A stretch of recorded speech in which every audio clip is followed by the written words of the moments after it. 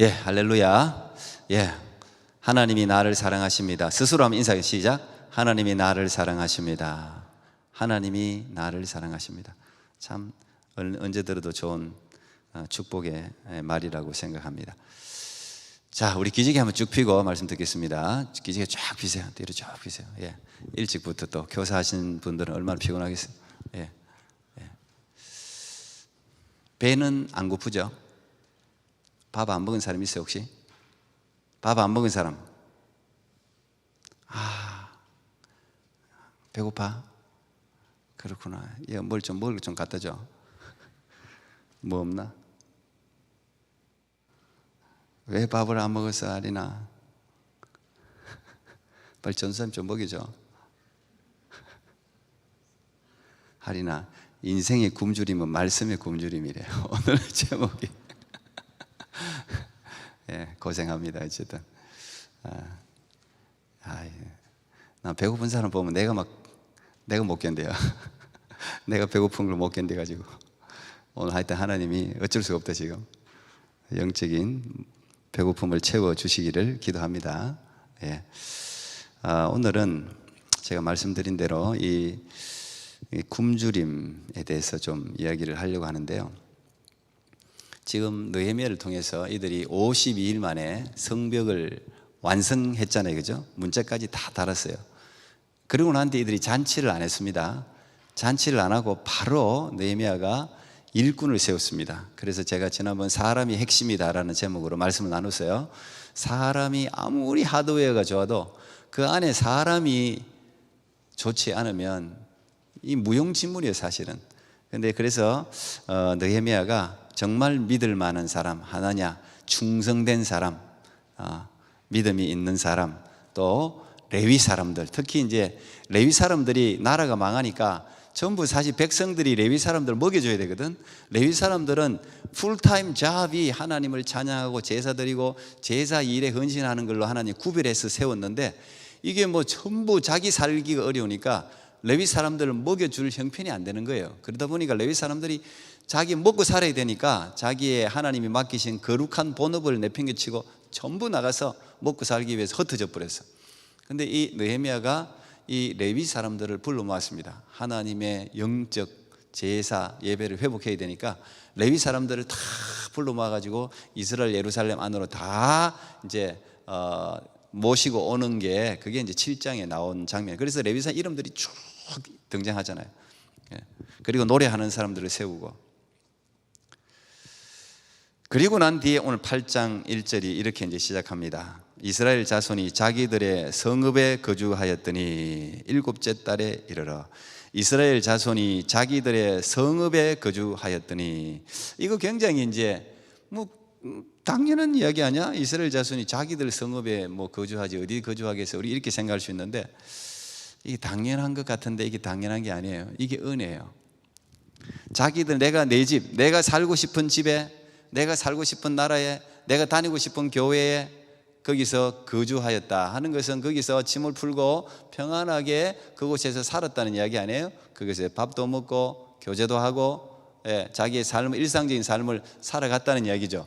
이스라엘 백성들이 자기들의 성읍에 거주하였더니, 나는 여러분 일상적인 삶 속에서 하나님의 특별한 은혜를 발견하는 그런 여러분들이 되기를 축복합니다.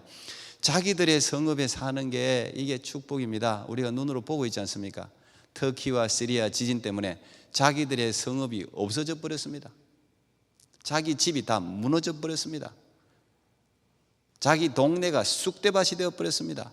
우크라이나도 마찬가지예요. 지금 전쟁이 있어갖고 전부 피신을 해가지고 자기가 살고 있는 성읍에 갈 수가 없습니다. 자기 집은 뭐 엄두도 나지 않습니다. 우리가 이런 걸 보면 이스라엘 백성들이 자기 성읍에 거주하였더니, 이게 참 위대한 말입니다. 더구나 지금까지는 자기들 집이 있었는데 맨날 사마리아, 뭐 암몬 사람, 모압 사람, 뭐 블레셋, 온갖 사방이 다 적이라. 아래까지 게셈 사람까지 전부 적이라. 그래서 항상 불안해. 집안에 들어가서도 불안했는데 울타리를 갖다가 느헤미야가 완전히 뺑 예루살렘 성을 중심으로 뺑 둘러 성벽을 만들어놔 펜스를 쳐버렸잖아요. 문까지 다 달아버렸잖아요. 그리고 군사를 세우고 보초를 세우고 지도자를 충성되고 능력 있고 믿음이 있는 지도자를 딱 세워가지고 그걸 지키게 만들었잖아요. 여러분 이거 얼마나 마음에 평안이 있습니까? 그죠? 우리 집에도 여러분 여자가 혼자 큰 집에 혼자 이렇게 늘 있고 있으면 밤에 무섭습니다. 예. 제 아내가 그 혼자 한국에 얼마나 오래 있었잖아요. 오래 있으면서 저는 이제 그걸 몰랐어요. 사람은 자기 입장이 안 되면 잘 몰라요. 혼자 집에 있으니까 집에 샤워에 내가 갔더니 뜨거운 물이 안 나와. 물이 나왔다가 찬물이 나왔다가 뜨거운 물이 나왔다가 찬물이 나왔다가. 그래서 왜 이런가? 이걸 고쳐야지. 왜 안 고쳤겠습니까? 제가 가서 5,000원 주니까 얼마 줬더라? 하여튼 얼마 안 줬어. 5,000원 사람 불러가지고 그 사람이 와서 하는데 한 30분 기계를 하나 가니까 뜨거운 물이 샥 나오는 거예요. 그런데 그 환자가 말이에요. 찬물 나왔다가 뜨거운 물 나왔다가 찬물 나왔다가 또 기다렸다가 또 왜? 무서워서. 일하는 아저씨가 다 남자잖아. 그러니까 기사 아저씨 부를 줄은 아는데 부르면 자기 혼자 있어야 되니까 또 혹시라도 기사가 오면은 그래서 난 그런 생각을 못해. 그냥 기사 부르가 빨리 하지. 그 사람이 그 입장이 안 되면 잘 몰라. 그리고 그 여름에 말이에요. 그 여름에 전부 창문을 다 닫고 말이야. 그 더운데 땀을 삐질삐질 흘리면서 말이야. 이 환자니까 에어컨도 못 틀어. 에어컨 바람이 너무 안 좋기 때문에 항암 환자한테 에어컨 바람이 진짜 안 좋은 바람이에요. 사실은 굉장히 안 좋아요. 근데 그 에어컨도 안 틀고 그 문 다 닫고 말이야. 땀을 삐질삐질 흘리면서 그리 잠을 자. 왜? 무서우니까. 그 한국은 집집이 너무 붙어 있어요. 집집이 너무 붙어 있어서 여기 창문 들여다보면 그 집 다 보여요. 다 보여. 아내가 있는 집도 원룸인데 바로 앞에 바로 위에서 다 보여. 창문도 가려야 돼. 다 보여. 혹시 여자가 혼자 있는가 알면은 또 혹시 한국은 물론 원체 안전한 나라이긴 하지만 이제 그런 게 있어요. 그래서 사람이 자기가 그 입장이 안 되면 다 상대방 이해한다는 거. 난 네가 너를 이해해. 솔직히 100% 이해할 수 있는 거 없습니다. 못 합니다, 사실. 근데 어쨌든 우리가 여러분의 집에 이 교회도 이렇게 안전하게 여러분 이 예배 드리는 거 이거 축복인 줄 믿습니다. 이게 복과 은혜가 다른 거 없어요. 복과 은혜는 깨닫는 게 은혜라. 깨닫는 거 하나님이 평범한 가운데 일상적인 누구나 다 누리는 그 평범함 속에서 비범한 특별한 스페셜한 그런 깨달음을 얻을 때 우리가 그걸 축복이라고 부르는 거예요. 필립 얀시도 그랬어요. 깨닫는 게 은혜라 그랬거든. 은혜가 특별하게 무슨 불이 임하고 물론 이제 불은 임해야 돼. 불같이 불은 like fire 임해야 되는데 성령의 불인데 근데 평범함 속에 깨닫는 거 이것만큼 큰 은혜가 없어요. 내가 몰랐는데 먹는 게 은혜더라. 소화시키는 게 은혜더라. 우리가 걸어 다니는 게 은혜더라. 이걸 깨달으면요 어떤 마음이 감동이 이 예배가 보통. 저는 이제 중국에 한 2번 갔습니다. 중국에 제가 한 2번 영길도 가고 북경도 가고 제가 기차도 한 수십 시간 타고 가보고 이제 선교로 갔죠. 물론 다 선교로. 예배 때마다 항상 긴장해. 그때만 해도 제가 갔다 온 지가 지금 몇 년이고 몇 년 돼서 한 20년 가까이 돼. 망 보는 사람이 있어. 밖에서 망 보다가 공산당들이 그러면 막 성경책 어디 다 집어넣고 우리 선교팀 괜히 가가지고 말이죠 불시 점검을 나오더라고. 그런데 이 사람들이요 사실은 다 알아요. 그래서 작년인가 재작년에 중국의 공산당들이 선교사들 다 쫓아냈잖아. 모른 척하고 있다가 한국에서 돈은 다 빼앗아. 중국에서는 교회를 지으면 안 돼. 뭘 지어주면 안 돼. 자기 거 없어요. 사유가 없잖아. 내놔. 그러면 다 내놔야 돼. 그래서 한국 교회가 중국 가가지고 전부 다 지은 거 다 뺏겼습니다. 전부 다 뺏겼어요. 그냥 나가 그러면 나가야 되는 거예요. 나가 그러면 나가야 돼요. 그래서 지금은 세계에서 크리스찬들이 제일 많은 게 중국이에요. 저는 여기 지저스 인 더 시티 제가 진짜 처음 지저스 인 더 시티의 행진에 참여해서 제일 감동한 게 중국 사람 보면서 감동했어요. 제가 그 선교를 가서 말이야 그렇게 이렇게 망 보면서 가슴 졸이면서 예배드리고 했는데 여기 와 보니까 중국 사람들이 제일 많아. 선교사 지저스 마이 킹이라고 외치면서 막 이거 행진하는 거 보니까 마음에 막 얼마나 감동이 있던지요. 감동이 있어. 캐나다 캐네디언들도 똑같아요. 캐네디언들도 처음에 한국 사람들이 와서 교회를 렌트할 때 우리가 렌트를 제가 100군데도 더 다닌 사람 아니에요. 교회 살라고 내가 이 온 데다 100군데 이상 다녔습니다. 다운타운부터 그냥 교회 그냥 우리 이 교회 이 예배 편하게 드리는 것 자체가 은혜 중에 은혜인 줄 압니다. 은혜 중에 은혜예요. 예. 그 캐네디언들도 한국 사람들이 처음에 와서 교회를 렌트해 달라 그럴 때 그냥 줬다는 거 아닙니까? 여러분, 한국 교회의 부흥에는요 캐나다가 결정적인 역할을 했어요. 캐나다 선교사들이 한국 교회에 불을 붙였어요. 예. 한국에서 순교하신 분들도 얼마나 많습니까? 다 인재들이 다 가가지고, 예? 평양 대부흥도 뭐 어쨌든 캐나다 선교사님들이 주축이 돼서, 그러니까 이 사람들이 여기서 캐나다 장로교회에서도 많이 파송하고 침례교에서도 파송하고 이렇게 파송을 했단 말이야. 근데 그 나라 사람들이 와가지고 예배를 드리겠다고 교회를 렌트해 달라 그러니까 감동이 돼갖고 렌트 해줬다 그러더라고. 그냥 쓰라고. 그냥 썼대요 처음에는. 예, 처음에는 그냥 쓰고, 그냥 그러다가 이제 사람들이 좀 많아지고, 그 다음에 한국 음식을 또 이제 한국 음식을 많이 먹고, 그 다음 한국 교회가 많아지면서 교회끼리 서로 경쟁을 하는 거야. 한국 사람들 참 그런 거는 좀 안 좋은 것 같아. 뭉치지를 못해. 한국 사람들은 뭉치지를 못해. 하나가 안 돼요. 그래서 우리가 그 교회 들어가기로 했는데 그거 알면서 다른 한국 교회가 그거 들어가고 먼저 득자를 해버려. 계약서를 써버리네. 우리도 그랬거든요. 저도 한번 그래요. 내가 그 교회가 어떤 교회인 줄 알지. 그래도 하나님이 선하게 잘 인도하는데 어쨌든 그런 감격이 있단 말이에요. 그래서 우리가 이 예배도 이 평범한 가운데 이스라엘 사람들이 자기들의 성읍에 거주하였더니, 이거 평범한 문구 아닙니까? 그냥 우리가 지나치는 문구잖아요. 근데 저는 이제 1절 읽는데 그게 가슴에 확 와요. 나는 평범함 속에 특별함이 항상 숨어 있는 거예요. 우리가 그걸 발견을 못해서 그래. 그러니까 여러분, 신앙이라는 게 특별한 게 아니에요. 신앙이라는 것은 우리가 일상적으로 살아가는 이 삶 가운데서 특별한 걸 발견하고, 그 발견한 감동과 감격 때문에 하나님을 찬송하고 하나님께 경배하는 것, 그게 신앙이에요. 그게 신앙의 본질이에요.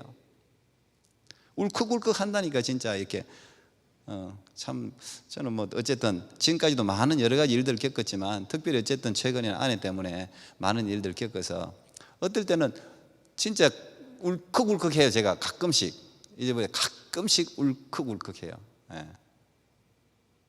한 번씩 생각이 퍽퍽 치면서 지나가는 생각들이 있어.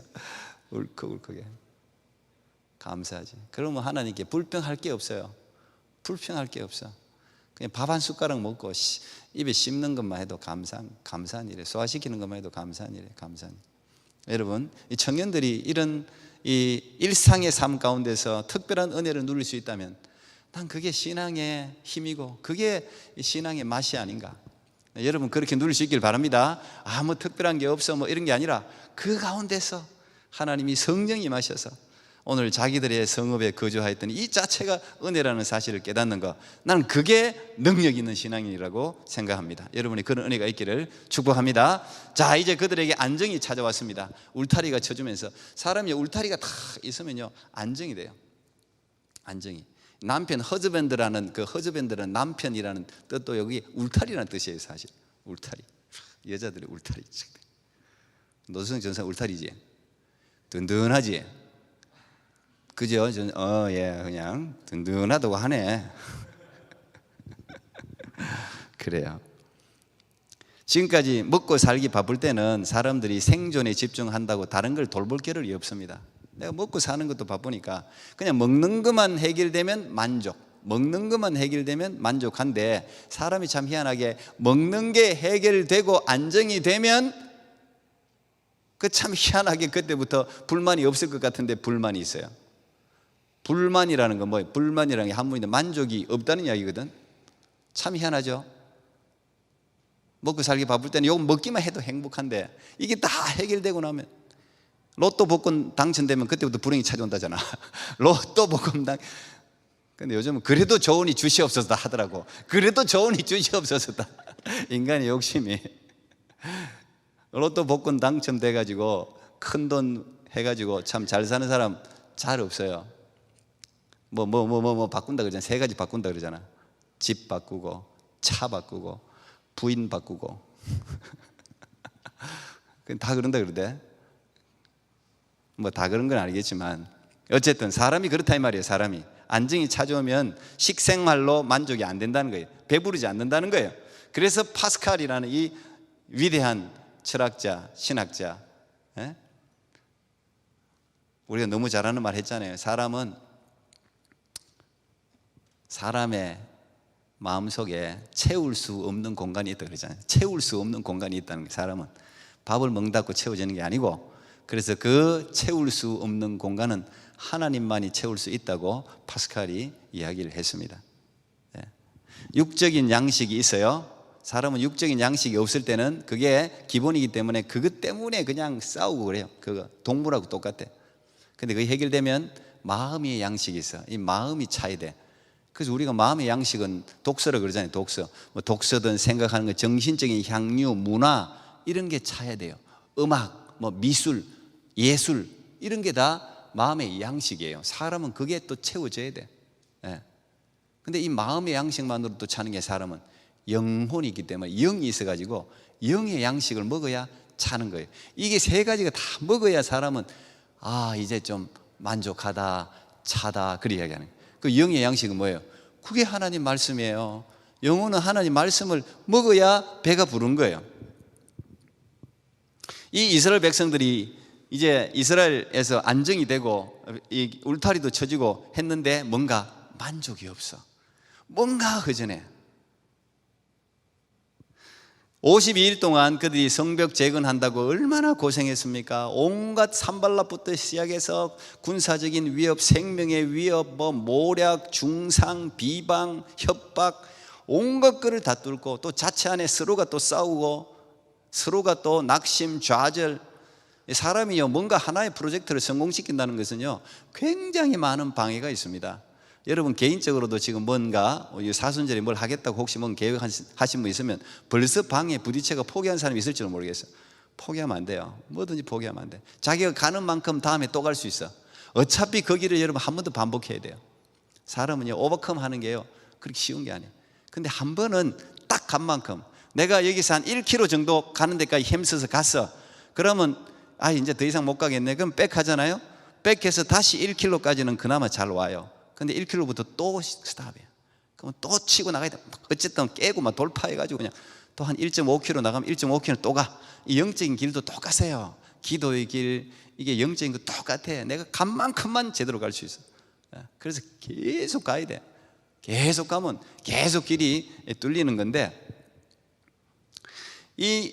그 고생해서 성벽을 다 재건하고 났을 때 이들에게 이 성벽 재건 성공의 의미가 뭘까? 어떻게 보면 자신감이라고 볼 수 있어요. 우리가 해냈다. We did it. 우리가 해냈다. 우리가 했다.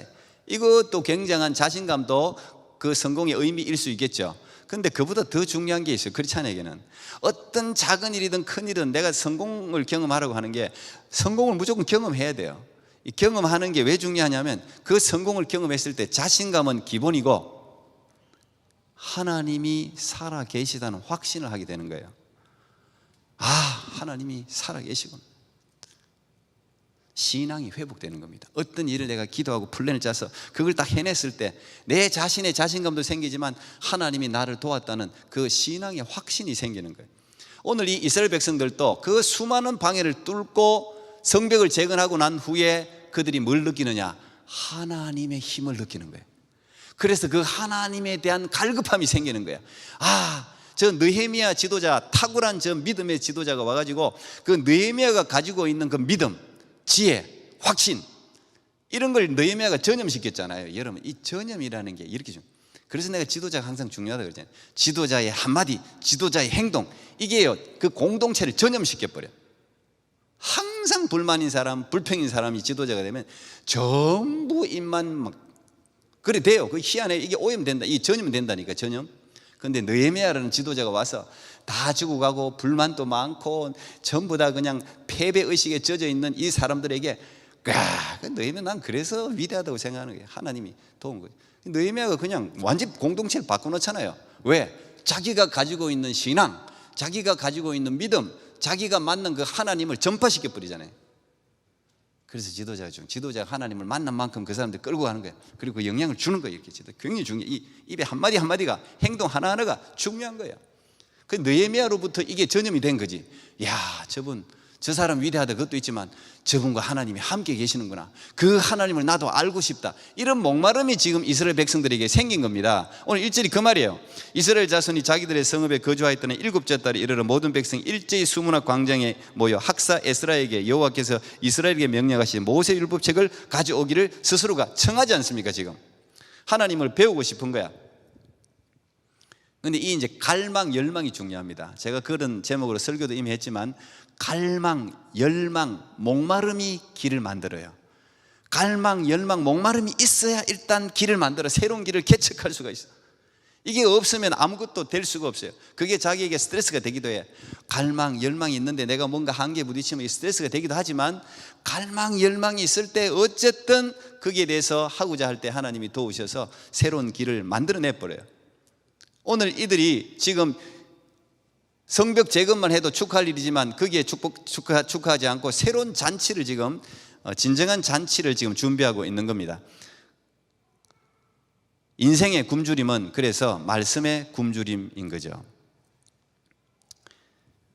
예수님이 공적인 생애를 사시면서 제일 먼저 40일을 금식하셨죠. 공생애 시작하기 전에 40일을 금식했습니다.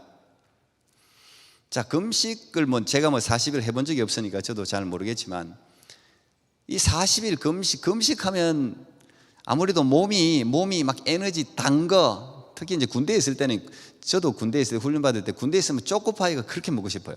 초코파이하고 닭고기 꼭 대부분 똑같습니다. 군인들이 휴가 나오면 초코파이 아니면 닭, 그걸 엄청 찾아요. 그래서 그걸 먹어요. 왜 그런가 생각했더니 그게 몸이 그걸 요구하는 거예요. 몸이 단 거 이런 게 부족한 거지.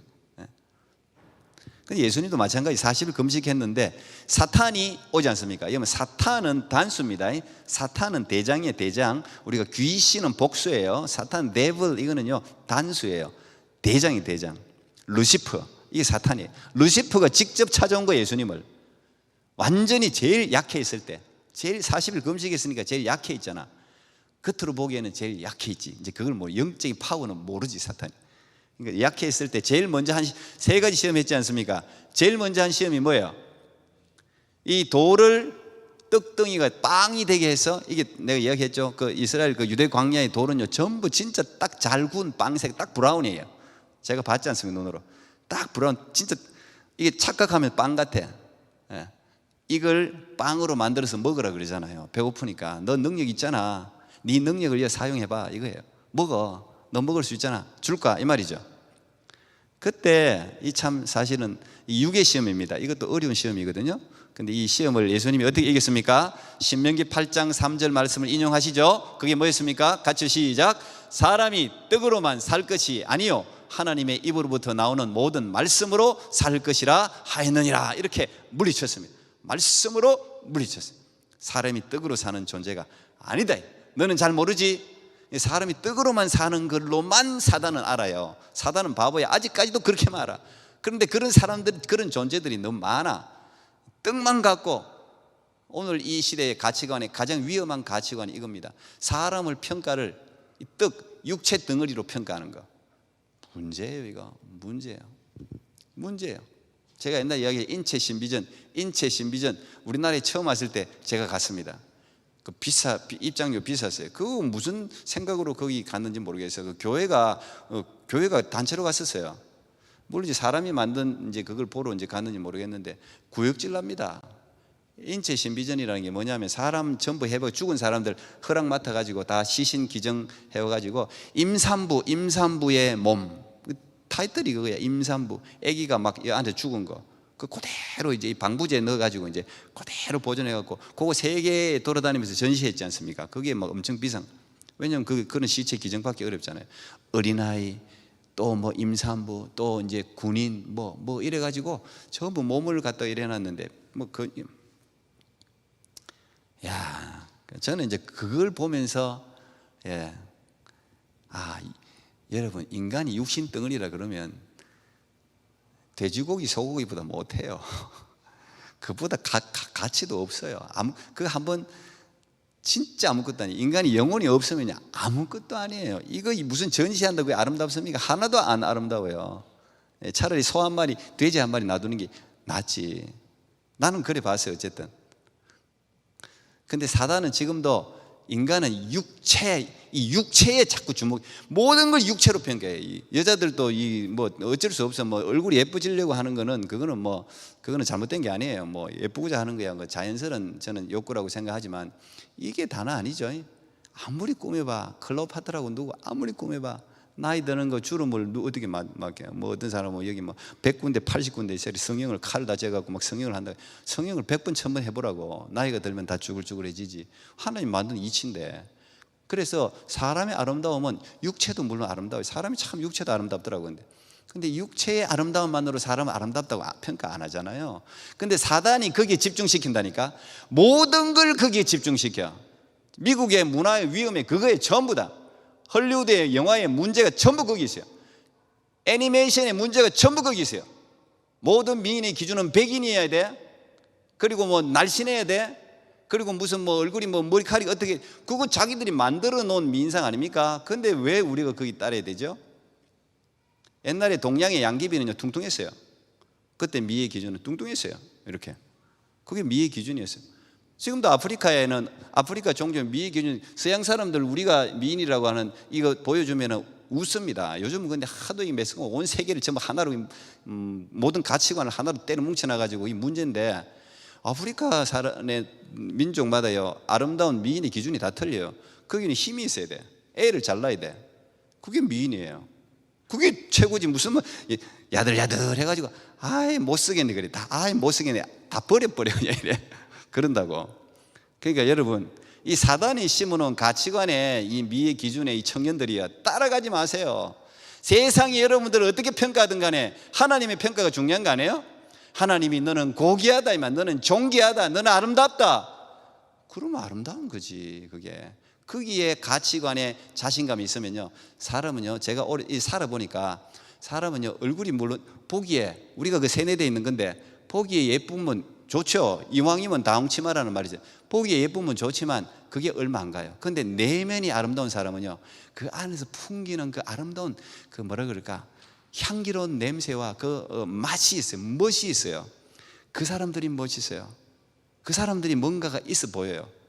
안에. 그래 내면의 아름다움을 가꾸는 게 오래가는, 참 여러분들에게는 저는 이제 굉장히 중요하다고 생각합니다. 그걸로 자신감을 여러분들이 가져야 되지, 자꾸만 이걸 바꿀 생각하지 마세요. 생긴 대로, 하나님 주신 대로. 물론 이제 몸을 운동을 해서 몸을 갖다 더 이제 건강하게 만든다든지 뭐 이런 거는 해야 되지만 그럴 필요가 없어요. 하나님께서 주신 아름다움이 최고인 줄 믿습니다. 예수님이 그래서 이 하나님의 입으로 나오는 말씀으로 산다는 사실을 선포했을 때 사단이 떠나갑니다. 오늘 이 이스라엘 백성들도 전부 수문학 광장에 모여서 이 에스라라는 사람을 초청해서 부흥회를 가집니다. 이때 이 에스라라는 사람이 모세 율법책을 가지고 왔어요. 여기 7월이라고 그랬는데 원래 7월 1일이 이스라엘 유대역으로 나팔절입니다. 7월 1일이 나팔절이고 7월 10일이 대속절이고 하여튼 이게 절기가 쭉 있어요. 그래서 오늘은 너희들의 여호와의 성일이니 슬퍼하지 말라, 아까 9절에 그랬죠. 그게 나팔절이라는 이야기야. 근데 어쨌든 이 에스라라는 사람은 한번 띄워줘 볼래요? 자, 우리 옛날에 제가 여러분들 성경하면서 공부를 다 했는데 잠깐만 보겠습니다. 이 바벨론 포로 귀환, 이제 시온으로 바벨론 포로 귀환이 여기 바벨론 여기로 잡혀갔다가 지금 예루살렘이 여기 있죠. 예루살렘이 여기 있는데 이게 뭐 어쨌든 이 길이 거의 3달 길입니다. 3달을 걸어와야 되는 길인데 지금 바벨론 포로로 1차, 2차, 3차로 끌려가지 않습니까? 그죠? 1차 뭐 606년부터 해갖고 뭐 597년 또 586년 예루살렘 멸망하면 3번 끌려가요. 그때 끌려간 사람이 에스라, 뭐 다니엘 뭐 이런 사람들이 다 끌려간 거예요. 끌려갔는데 70년 만에 에레미야에게 70년 만에 내가 돌아오게 하겠다. 하나님이 약속한 대로 BC 506년 606년에서 100년, 70년, 536년. 그때 1차, 2차, 3차로 여기서 첫 번째, 두 번째, 세 번째 이 고레스라는 사람이 왕이 돼가지고 돌아가고 싶은 사람 돌아가. 끌려간 사람, 거기 사는 사람은 100만도 넘었는데 돌아가고 싶은 사람 돌아가. 그럴 때 뭐 한 5만 명씩 뭐 이렇게. 왜냐하면 그 70년 살다가 돌아가고 싶겠습니까? 자기 조국이 엄청 잘 사는 선진국이라 그러면 저야 할 텐데 아직도 포로 생활을 하고 있고 다 무너진 나라에 누가 돌아가고 싶겠어요? 근데 돌아간 사람은 노인들이 많지. 내가 죽어도 내 고향 땅에서 죽겠다 이런 사람들, 믿음 있는 사람들, 이런 사람들이 이제 첫째는 스룹바벨이라는 사람이 데려갔어요. 데려가서 스룹바벨이 한 게 뭡니까? 제일 먼저 성전을 재건해서 그걸 스룹바벨 성전이라고 부르는 거예요. 예루살렘 성전이 회파되고 그 다음에 스룹바벨이 성전을 세워놨어요. 그 다음에 스룹바벨이 가고 나니 또 이래 시간이 지나면 또 흐지부지 되잖아요. 2차로 이 바벨론에서 포로들을 데리고 여기까지 간 사람이 에스라입니다. 그게 BC 458년인데 이 에스라가 학사 겸 제사장, 그러니까 공부 박사, 교육 박사 겸 또 종교학자였어요. 근데 이 에스라도 70년이 지났잖아요. 에스라도 여기서 태어난 사람이겠지. 근데 이 모세 율법책은요, 정말 이 율법책이 없어요. 요즘 같은 이런 여러분 성경책으로 생각하면 안 돼. 이 성경책에 한 권 이리 집어넣어가고 가면 되지. 어디 요즘 이것도 무거워 안 갖고 다니잖아, 여러분. 그죠? 나도 그래. 나도 목사지만 나도 그래. 주여 하면서 나도 그래. 요즘 셀폰, 아이패드에 다 들어있잖아요, 성경책이. 그래서 그거 가지고 요즘 목사님들도 옛날에는요, 처음 이 셀폰으로 성경책 목사님들 볼 때 욕 엄청 먹었습니다. 목사가 말이야, 떡새가 셀폰 하나 꺼내고 말이야, 성경 읽을 때 진짜 욕 많이 먹었어요. 근데 요즘은 뭐 크게 욕하는 사람이 없습니다. 뭐 이 안에도 성경책 그들이 이거 다 이렇게 보죠. 물론 이제 앞에서 읽을 때는 이걸로 읽지는 않지만 어쨌든 보는데. 근데 그때 에스라의 부모님이 누군지는 모르지. 에스라의 부모님, 에스라가 대제사장 가문이에요. 제사장 가문인데 이 부모님이 그 먼 길을 포로로 끌려가면서 이걸 가져갔다는 이야기. 이 성경책이 아니에요. 그때는 두루마리 성경책이요. 창세기 하나만 해도 제가 이스라엘에서 성경책 하나를 샀어요. US 달러로. 굉장히 US 달러로 그 성경 두루마리 성경이 얼마 안 돼요. 그게 100불 달러 그러더라고요. US 달러로. 오래전인데 그래도 내가 눈물을 머금고 샀습니다. 그거. 성경 통독할 때 내가 보여주려고. 그 전부 적어갖고 이렇게 두루두루. 근데 여러분 옛날에 그 두루마리 요즘은 종이나 좋지. 이렇게 두껍습니다. 한번 여러분 그 성경 적잖아요. 그죠? 적으면 10편, 150편만 적어도 이만큼 두꺼워요. 내 아내가 임신했을 때 이만큼 적었는데 이만큼 두꺼워요. 150편 적으면. 근데 여러분 이걸 두루마리로 그걸 모세오경이 이렇게 많은 걸 그 먼 길을 가져갔다는 말이에요. 에스라 부모님이 그 믿음의 부모가 가져갔단 말이에요. 언젠가 이 말씀이 다시 부흥할 거다. 그리고 자기 자녀에게 그걸 전해줬단 말이에요. 에스라에게. 그리고 그 에스라는 그 아버지 좋은 믿음의 가문에서 에스라를 한마디로 뭐라고 부릅니까? 에스라에 대해서 에스라 7장 10절에는 이렇게 에스라를 평가하고 있어요. 에스라가 여호와 율법을 연구하여 준행하며 율례와 규례를 이스라엘에게 가르치기로 결심하였었다. 에스라는 자기가 예루살렘으로 돌아갈지 안 돌아갈지 모르지만 준비한 사람이에요. 내가 언젠가는 우리 민족의 부흥은 말씀에 있다고 믿었던 사람이에요. 언젠가는 내가 이 말씀을 가르칠 수 있을 것이다. 준비한 거예요. 하나님은 그래서 준비한 사람을 쓰는 거예요. 에스라가 모든 힘을 기울여서 이 율법을 내가 언젠간 이 백성들의 율법을 우리는 율법의 민족이다. 율법 하나님의 말씀을 일어서야 된다고 생각하고 준비를 철저하게 한 거예요. 그리고 에스라가 2차 BC 458년에 민족을 데리고 예루살렘을 가서 이 에스라는요 그냥 행정적으로 그냥 겉으로 보이는 큰 일을 못했어요. 그냥 율법, 이 종교적으로 뭐 이제 이방인들하고 결혼한 사람들 그거 쫓아내고 뭐 이런 일들을 종교개혁적인 일들은 했지만 느헤미야 같은 이런 탁월한 일은 못했어요.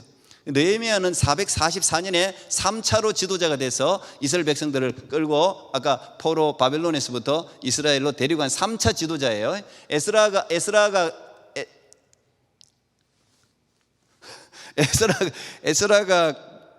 가고 난 뒤 14년 후에 지도자로 간 사람이 느헤미야예요. 그러니까 느헤미야가 갔을 때 에스라가 예루살렘에 있었던 거예요.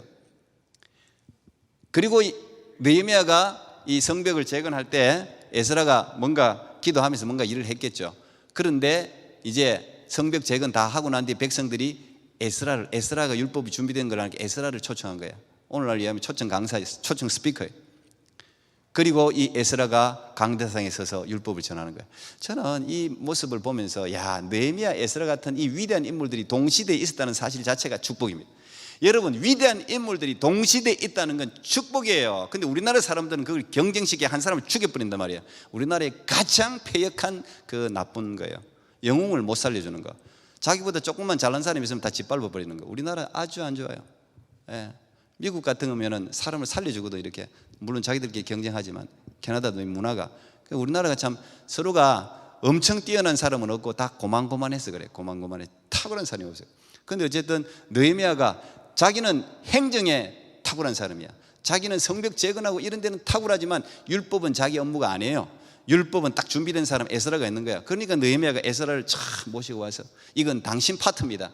역할을 분담을 딱 하고, 에스라, 당신이 이제 내가 생각하는 마지막 부흥, 그걸 주도하십시오. 여러분, 에스라가 얘기하면 우리나라 사람은 아이고 저 내가 실컷 일하고 영광은 저 사람이 다 받겠네 하고 안 시킬 거예요. 분명히 우리나라 사람. 아니, 우리나라 다는 아니지. 다는 아니지만 하여튼 나쁜 사람들, 민족성이 그렇다는 거예요. 느헤미야는 다 자리를 내주잖아요. 자리를 다 내주면서 에스라, 내 순서 다음 턴 당신. 그리고 에스라가 딱 이 날을 위해서 준비했잖아요. 이 날을 하나님 언제 저를 쓰십니까? 하나님, 내가 해보려고 그러는데 안 됐잖아요. 지금까지 뷰지 안 됐거든요.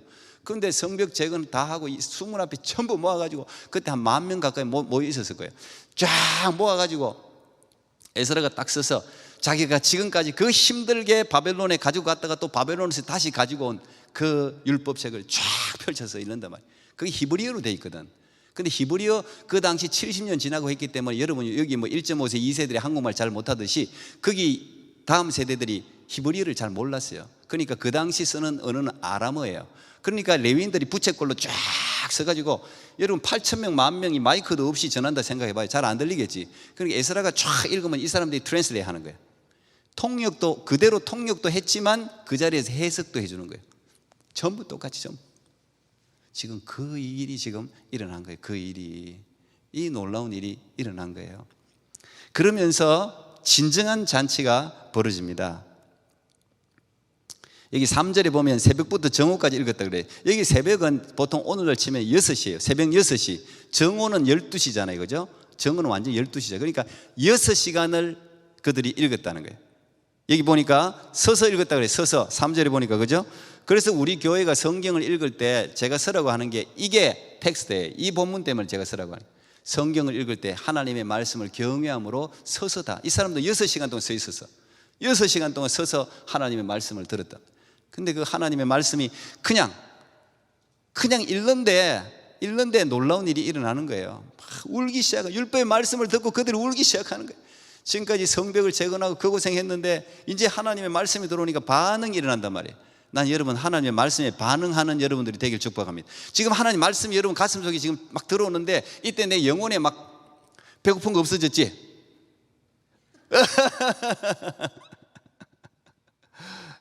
영혼의 양식이 들어오면 그 순간에는 또 막 기쁨이 있어요. 이 사람들이 그래서 막 울기 시작하는.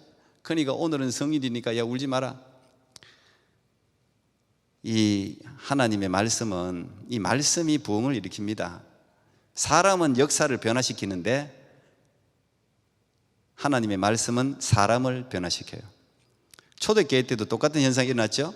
베드로가 말씀을 막 전했을 때 사도행전 2장 37절 보면 그들이 이 말을 듣고 마음에 찔려 베드로와 다른 사도들에게 물어 이르되 형제들아 우리가 어찌할꼬 하거늘.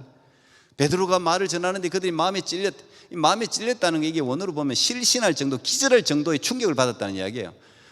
십자가에 못 박힌 예수가 하나님의 아들이라고 막 전하는데, 너희들이 그 예수를 못 박은 자들이 너희들이라 막 이렇게 전하는데 그들이 하나님 말씀을 듣고 충격을 받은 충격. 마음에 찔려서 울면서 그럼 우리가 어떻게 해야 되냐, 이 패역한 우리가 어떻게 해야 되냐. 그때 이제 베드로가 예수를 믿고 세례를 받고 죄 사함을 받으라고 회개하라고 막 이제 외치지 않습니까? 이 말씀이 우리 영혼에 진동을 주고 참된 개혁과 부흥은 말씀에서부터 출발한다는 사실을 우리가 꼭 기억할 필요가 있습니다.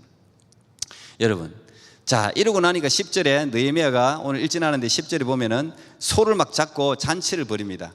드디어 이제 진짜 성벽 재건하고 집을 다 완성했을 때 우리는 막 잔치하잖아요. 이것도 잔치할 일이지, 우리가 힘을 모아 했으니까. 그러나 진정한 잔치는 말씀 잔치예요. 이 말씀 안에서 잔치가 막 기쁨이, 이 집을 지은 기쁨과는 비교할 수 없는 기쁨이 이 안에서 막 일어나면서 진정한 잔치가 그때 소잡고 기뻐해라, 하나님을 기뻐하는 것이 너희의 힘이다. 그러면서 막 이 진정한 부흥이 이때 일어난단 말이에요. 그리고 이게 막 계속 되는데 나중에 이제 9장에, 여러분 다음 주에는 제가 그 1부하고 같은 말씀, 다음 주에는 또 다른 말씀을 하긴 할 텐데, 9장에 보면 이들이 스스로 나와가지고 스스로 이제 자발적으로 다 끝났는데, 집회 끝, 부흥의 끝 했는데 너무 아쉽고 너무 하나님 말씀이 갈급하니까 자기들이 스스로 나와갖고 우리 한 번 더 하자고, 한 번 더 하자고 다시 또 부흥이 또 해요. 9장에 보면 그때는 막 금식하고 자복하고 회개하고 막 이런 진정한 영적 부흥, 이제 이게 진정한 부흥이죠. 느헤미야가 기대했던 것도 그거겠죠. 그래서 느헤미야와 에스라의 이 공동, 이 서로가 말이지 같이 힘을 합해서 자기의 영역을 침범하지 않고 서로를 세워주면서 이 부흥을 일으키는, 나는 이런 현장이 참 아름다운 거죠. 여러분, 이 시대의 굶주림은 말씀의 굶주림입니다. 아모스 8장 11절, 오늘 여기까지만 제가 할게요. 아모스 8장 11절, 주 여호와께서 가라사대 날이 이를지라 내가 기근을 땅에 보내리니 양식이 없어 주림이 아니며 물이 없어 가람이 아니요 여호와의 말씀을 듣지 못한 기갈이라. 사람이 이 바다에서 저 바다까지 북에서 동까지 비틀거리며 여호와의 말씀을 구하려고 달려 왕래하되 얻지 못하리니 그날에 아름다운 처녀와 젊은 남자가 다 갈아여 피곤하리라. 젊다고 피곤하지 않는 거 아닙니다. 나이 많다고 피곤한 거 아닙니다. 하나님의 말씀, 이사야 43장 똑같죠. 40장하고 똑같잖아요. 여호와를 앙망하는 자는 새 힘을 얻는다. 젊은 사람이라도 피곤해도 여호와의 말씀이 임하면 새 힘. 왜? 영혼의 양식이니까. 배는 고프지, 육적인 배는 고프지만 이 영혼이 가득 차니까 막 기쁨이 있는 거예요. 예수님이 40일을 금식해서 육체는 빼빼하게 힘이 없지만 영혼이 강건하니까 영적인 시험은 그냥 박살내는 거예요. 그냥 그 금식이 이제 영적인 파워를 준단 말이에요. 굉장히 파워를 주죠. 귀신을 쫓아내고 병을 고치고 하나님의 성령이 막 임하고, 그 부흥이 이제 일어나는 거죠. 여러분의 삶에 말씀이 충만하기를 축복합니다. 이거 핸델 메시아 이야기도 잠깐 해야 될 것 같은데 요거만 하고 마칠게요. 핸델 메시아 여러분 아시죠? 크리스마스만 되면은 할렐루야 할렐루야 전능의 주가 다스리신다 할렐루야. 알아요 몰라요? 알죠? 이게 지금까지도 퍼져나가는데 이게 1741년인가 초연한 건데, 이 핸델이 사실은 뛰어난 사람인데 그 당시에 제일 어려웠어요. 모든 게 다 실패하고 자기 나라에서도 알아주지도 않고, 그래서 잉글랜드 어디 자기 알아주는 곳에 가서 이제 겨우 이제 먹고 살 거 걱정하고 있을 때 그때 찰스 제넨스라는 사람이 이걸 작사해가지고 자기한테 보여준 겁니다. 그런데 원래 이 메시아라는 이 작품이 원래 2시간 20분짜리 작품입니다. 전체 1부, 2부, 3부로 구성이 되어 있는데 2시간 20분에 걸친 작품이에요. 근데 이걸 갖다가 이 엄청난 걸 이 핸델이 24일 만에, 여러분 하나 작품 하는 거예요. 어떤 사람은요 그 1년 2년씩 걸릴 때도 있어요. 그런데 미친 듯이 자꾸 곡을 붙였어요. 미친 듯이 곡을 거의 식사도 전폐하다시피. 왜? 자기가 공부하고 제일 경제적으로도 힘들고 정신적으로도 힘들고 제일 힘들었는데, 이 제킨스가 지은 이 작사 이 메시아는요 처음부터 끝까지 전부 성경이에요. 처음에 이스라엘 백성 이사의 말씀 위로하라는 말씀부터 시작해가지고 전부 예수님의 출생, 순환, 고난, 예수님의 십자가, 부활 테마별로 처음부터 끝까지가 전부 성경이에요. 근데 이 사람이 이 성경을 이 핸델이 이걸 보면서 이걸 작사하기 이걸 읽잖아요. 이걸 읽으면서 말씀이 자기를 친 거야. 성경 전체가 다 들어있어. 성경 전체가, 예수님에 대한 성경 전체가 쫙 다 들어있으면서 이걸 보는데 자기가 치유가 된 거예요. 막 하나님이 이 말씀을 보면서 말씀에 그냥 영혼이 막 살아나니까 미친 듯이 곡이 생각나고 24일 만에 여러분 2시간 20분짜리 곡을 다 붙였다는 건 기적입니다. 이거 있을 수 없는, 하나님이 하늘로부터 막 성령을 부어준 거예요. 그러고 난 뒤에 자기가 그 초연을 했는데 그게 모든 객석이 다 매진돼 버리고 완전 성공을 하지 않습니까? 그리고 이 크리스마스 때마다 이 메시아가 공연되는데 이분이 74세에 죽었는데 자기는 굿 프라이데이, 성금요일 날 죽었으면 좋겠다. 예수님이 죽은 날, 예수님이 고난받고 십자가에 못 박혀 죽은 날, 나도 그날 죽었으면 좋겠다는 이야기를 늘 했대요. 늘 그런 마음을 가지고 있었대요. 그런데 진짜 성금요일 날 죽었어요. 74세에 이 메시아 공연을 보면서 메시아 공연하는 걸 보면서 갑자기 몸이 안 좋아져서 이 성금요일 날 자기가 그렇게 바라는 대로 예수님이 십자가에 못 박혀 돌아가신 날 자기도 죽었다고 그렇게 기록이 되어 있습니다. 여러분, 하나님 말씀은 누구에게든지, 그 사람이 뮤지션이든 그 사람이 아티스트든 뭐 그 사람이 사이언티스트든 그 사람이 뭐 누구든지 상관없어. 치료하고 회복시키고 영감을 주고 살리는 역사가 여러분에게 있는 줄 믿습니다. 혹시 여러분 외롭고 공허하고 살기 싫고, 청년들이 요즘 그런 게 많아요. 그럴 때 진짜 말씀, 그 뻔한 말씀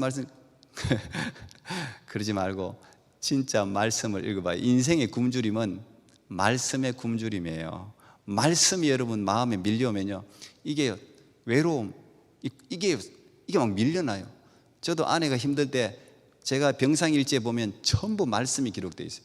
그때 하나님이 저는 이제 성경 안 읽어도 제가 성경을 이제 그래도 나름대로 많이 읽어가지고 필요한 말씀이 그때 팍팍 떠올라요. 그러면 그 말씀이 내게 힘을 팍 줘가지고 위로를 주고 용기를 줘. 그러면 그 말씀 붙들고 팍 적는 거, 제가 병상일지 그 말씀, 그래서 제가 그 말씀 한번 정리해가 지금 책으로 냈으면 좋겠다 이런 생각을 하고, 왜냐하면 환자들에게 내가 주고 싶은 말씀, 내가 받았던 위로의 말씀 생각 중이에요 지금. 여러분, 말씀은 실제로 살아있어요. 말씀은 죽은 말씀이 아니라 하나님의 말씀은 살아있는 줄 믿습니다. 여러분에게 약이 되고 여러분에게 양식이 되는 줄 믿습니다. 말씀을 일어서는 여러분 되기를 축복합니다. 기도하겠습니다. 하나님 감사합니다. 오늘 귀한 젊은이들, 선생님들 오늘도 이 예배 드렸습니다. 하나님, 한 사람이 일어서면 1000명을 먹여 살릴 수 있습니다. 한 사람이 변화되면 하나님 이 땅을 변화시킬 수 있는 줄 믿습니다. 오늘 우리 토론토 꿈여교회 우리 힘 청년들에게 하나님 용기를 주시고 비전을 주시고 꿈을 주시고, 하나님 특별히 힘들 때마다 하나님 말씀 붙들고 일어서서 하나님 더 높이 날아오르는 비상하는 인생의 주인공들로 하나님 복을 허락해 주시옵소서. 예수님 이름으로 기도합니다. 아멘.